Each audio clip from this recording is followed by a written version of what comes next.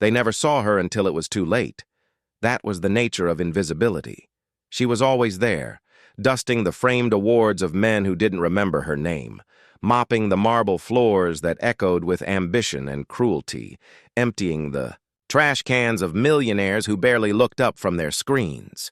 But that morning, in the glass and steel fortress of Titan Global, everything changed. And it wasn't because of a scandal or a hack or a hostile takeover. It was because one woman who was never meant to speak did, and her words shattered the silence like glass under pressure. Her name was Mariah, 52 years old, a widow, a mother, a maid. Her skin carried the warmth of the South Carolina sun, but her voice held the calm of a quiet storm. She wore a gray uniform that smelled faintly of bleach and lavender, and her hair was always wrapped in a deep blue scarf her daughter gave her years ago. To the executives of Titan Global, she was no different than the coffee machine or the blinds, functional, forgettable, unremarkable. She had worked the night shift for 8 years, moving between the penthouse floors long after the deals were made, and the laughter had faded into silence. But the truth was, Mariah was listening. She always had been. And in listening, she learned. She learned about which board members cheated numbers and which interns cried in bathrooms. She learned who respected the receptionist and who barked orders without lifting their heads. She knew the names of their wives, their children, their secrets, and she never said a word. Until the day the CEO snapped, Gregory Vance was the kind of man who wore power like cologne. He was sharp, clean-cut, and brutal. The founder of Titan Global, his fortune was built on data, mergers, and an unrelenting hunger to dominate. He was the kind of man who bragged about firing people on Christmas Eve, who had an entire floor renamed after himself, and who once said, during a press conference, that empathy was for the poor. Mariah had seen him only a handful of times in person, but she had seen the way others reacted to him, how they stiffened, how they became smaller in his presence. That morning, however, Gregory Vance was angry, the kind of angry that made buildings shake and assistants cry. There had been a leak, a story, an email, something that had embarrassed him in front of shareholders. No one knew where it had come from. But Gregory wanted a target. Mariah was wiping down a conference room table when the doors flew open. Gregory stormed in, followed by a cluster of silent executives who looked like they'd aged 10 years overnight. His tie was loosened, his jaw tight, and his eyes, cold and hungry for someone to blame, landed on her. "You!" he barked, pointing a trembling finger. "What are you still doing here?" Mariah straightened slowly, still holding the rag in her hand. "I'm cleaning, sir," she said quietly. His lip curled. "Cleaning? Is that what you call standing around while people who matter are trying to fix this company?" There was silence in the room. You could hear the hum of the air conditioning, the nervous breath of the interns standing in the corner. Mariah didn't flinch. She just looked at him. Really looked. And for a second, it was Gregory who looked away first. He stepped closer. "You people think this place owes you something, that we should tiptoe around your feelings, let me tell you something. You're replaceable. The trash you take out every night is worth more to me than your opinion. So if you're not out of this building in 5 seconds, you're fired." The words hung in the air like smoke. Everyone waited for Mariah to fold, to apologize, to disappear like she always did. But this time, she didn't move. Instead, she gently placed the rag on the polished glass table, stood tall, and looked directly into the eyes of the man who thought himself untouchable. And then she said it. "Sir," she began, her voice calm and clear, "if the trash I take out is worth more than me, then perhaps it's time someone started cleaning out what's really rotting in this building." The room went silent. Completely silent. One of the executives gasped. Someone dropped their pen. Gregory stared at her as if she had struck him. And in a way, she had. Not with violence, but with something worse. Truth. He opened his mouth, then closed it again. For the first time in his career, Gregory Vance was speechless, and Mariah, just a maid, just a black woman who was supposed to stay silent and invisible, had left a room full of billionaires frozen. But the story doesn't end there, because what happened next made headlines. What happened next made history. No one moved. No one breathed. It was like time stopped in that glass tower where only power was meant to speak. Mariah didn't shout. She didn't raise her hands. She didn't have to. Her words carried a weight that no title could match, a gravity that pulled the air out of the room. Gregory Vance blinked twice, and for the first time in a long time, he looked human. Not like a tycoon, not like the billionaire who bent cities to his will, but like a man caught in the truth he could not deny. "Excuse me," he finally said, his voice quieter now, no longer made of thunder but something thinner.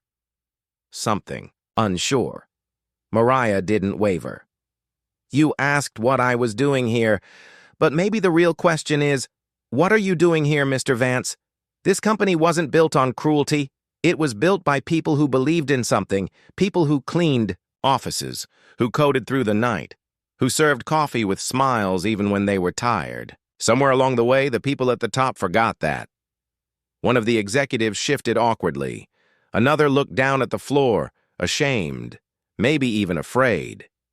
Gregory opened his mouth again, but Mariah continued before he could interrupt.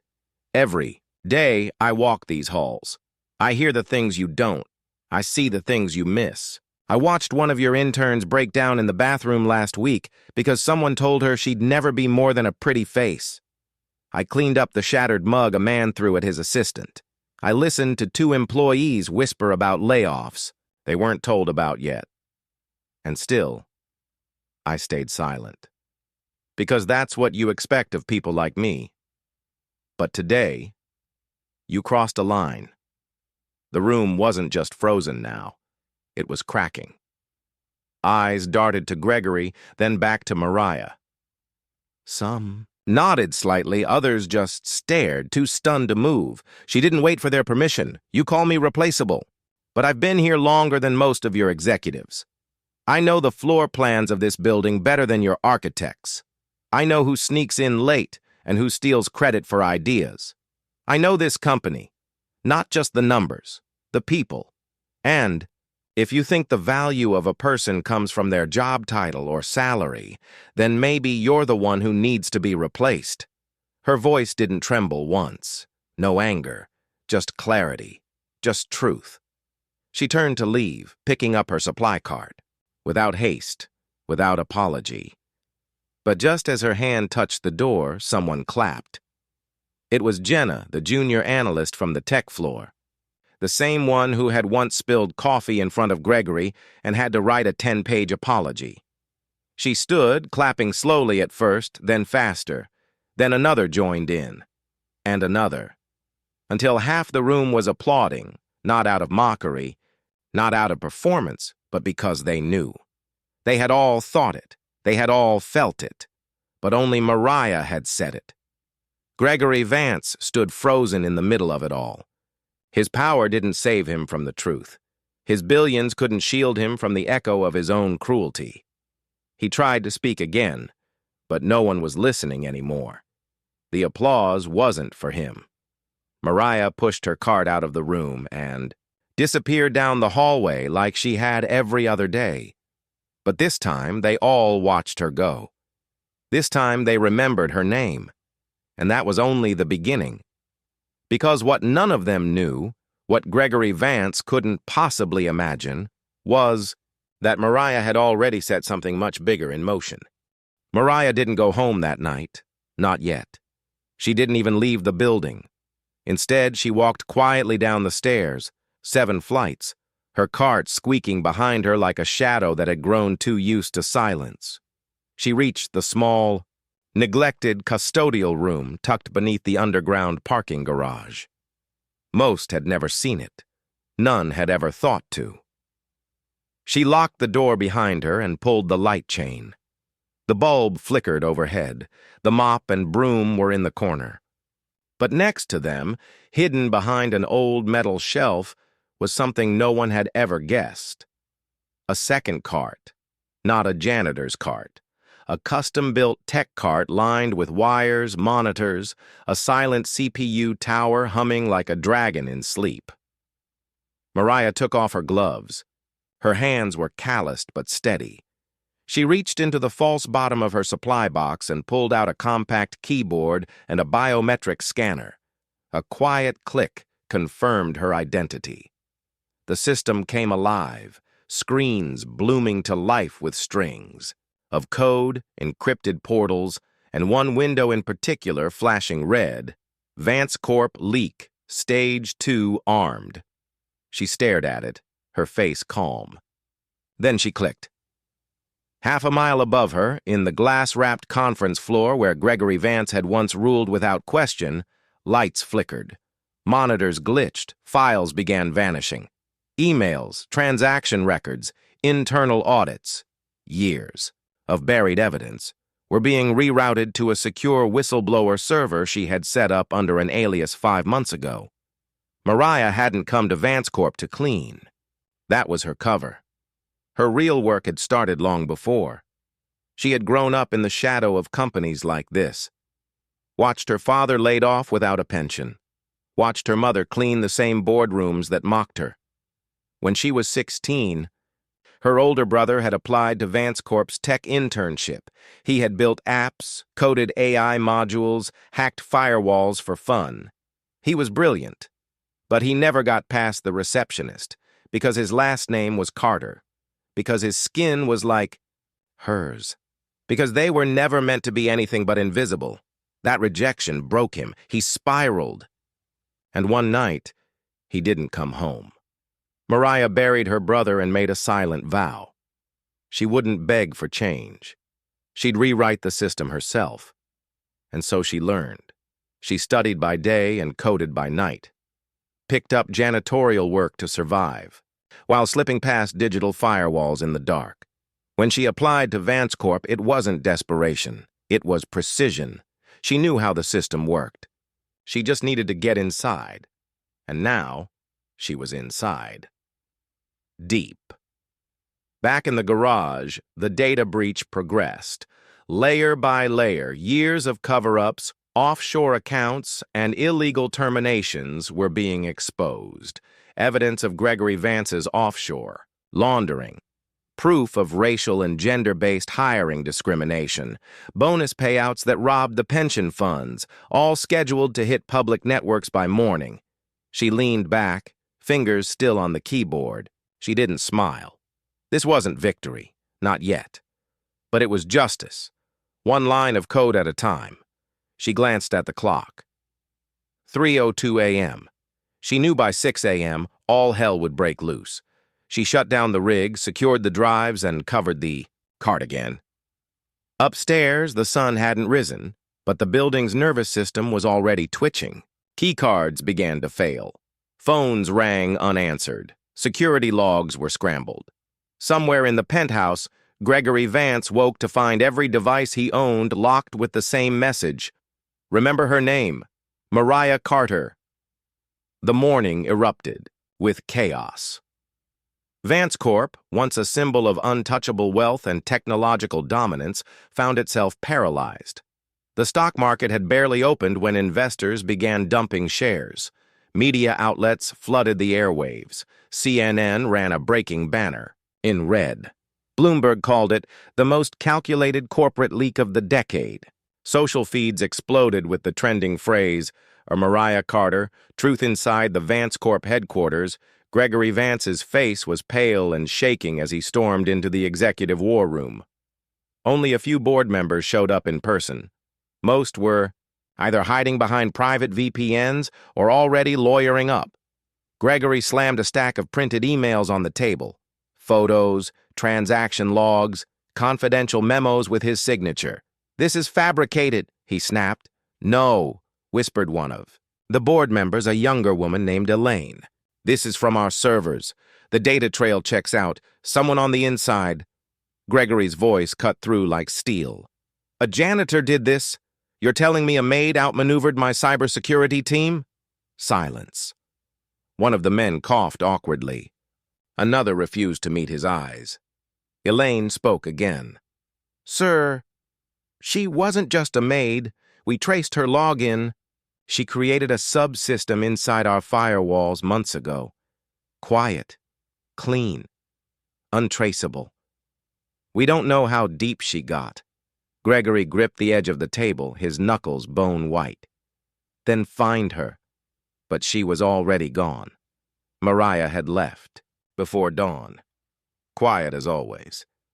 She didn't leave through the main doors. She disappeared through the freight elevator using an old janitor's badge that now carried a different name.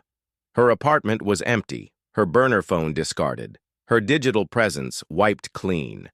She had vanished like vapor, but her message had stayed. By noon, a protest gathered outside Vance Corp's building. Not just for Mariah, but for every cleaner, every invisible worker, every black woman who had ever been dismissed or disrespected by those in power. Placards read, "She spoke for us all." Mariah Carter is not your janitor. She's a revolution. At a press conference hastily arranged that afternoon, Gregory Vance stood behind a row of microphones. Reporters shouted questions, but he ignored them. His voice, when it finally emerged, cracked under the weight of humiliation. "We are investigating," he said. "We believe this was the act of a rogue employee. She violated the trust. A journalist from The Guardian cut in. Or she exposed the truth." The crowd erupted. Gregory Vance stepped back, stunned. He wasn't used to being questioned. He was used to controlling the room. But not anymore. That night, the video surfaced, footage from the day Mariah had stood in the boardroom. The moment frozen in time, when she looked into Gregory's eyes and said the words that silenced everyone. Power built on silence is the easiest to destroy. It was clipped, reshared, turned into music remixes. Millions watched it. Millions. More replayed it. In less than 24 hours, it became the most viewed whistleblower video in internet history. At a cafe across the city, far from the noise, Mariah sipped her tea, hood up, face calm. She was watching it too. But she didn't flinch. She didn't smile. She simply whispered, "He remembers now." The storm didn't die down. It grew. By the next morning, government agencies were involved. The Securities and Exchange Commission launched a formal investigation into Vance Corp. Internal documents, some buried for years, surfaced in the leak. Emails detailing financial manipulation, HR reports showing systemic discrimination, whistleblower complaints that had vanished. Now they were everywhere. Mariah hadn't just released evidence. She had weaponized silence. The board of directors held an emergency session. Cameras weren't allowed, but audio from a leaked phone recording revealed just how broken the empire had become. Elaine, once the youngest executive, now the acting interim CEO, was heard saying, "We forgot the people who made this building stand, and now they've torn it down." Vance Corp's logo was removed from its skyscraper within a week. Protesters kept coming. Some wore janitor uniforms. Others wore shirts with Mariah's now famous quote, "Power built on silence is the easiest to destroy." Celebrities shared her story. Activists hailed her as a modern Rosa Parks of corporate resistance. College professors assigned her speech in ethics classes. But no one could find her. No real name. No traceable past. Just scattered pieces, breadcrumbs, of a woman who had once walked unseen through the halls of power. Rumors swirled. Some said she had worked with a secret activist group. Others believed she was part of an underground network of digital rebels. A few thought she might have been military or ex-NSA. But the truth was quieter, simpler, more human. Mariah had grown up watching her mother mop floors and be ignored. She had seen injustice wear a suit and tie. She had learned that sometimes the best way to bring down a wall is not to knock, but to listen, to wait, to know where to press hardest. She pressed, and it fell. 1 year later, a foundation was created in her name, though she never asked for it. The Mariah Cartera Initiative provided scholarships for Black women in tech, whistleblower legal defense, and protection programs for marginalized workers. Her story was adapted into a film. Books were written. A mural was painted across an old brick wall in Harlem, depicting her silhouette holding a mop in one hand and a glowing circuit board in the other. But Mariah stayed in the shadows, not out of fear, out of purpose. In a small coastal town thousands of miles away, a janitor clocked in for the night shift at a local university. Her badge said, Gloria. Her steps were quiet. Her eyes scanned everything. Inside one of the professor's offices, a CEO gave a guest lecture on business resilience. As he spoke about power and leadership, the janitor in the hallway paused, listening. He used big words, spoke of success, of dominance. He smiled when the students clapped, but he didn't notice the quiet figure outside the door. She kept walking. Because some people shout to be remembered, others clean silently and still change the world.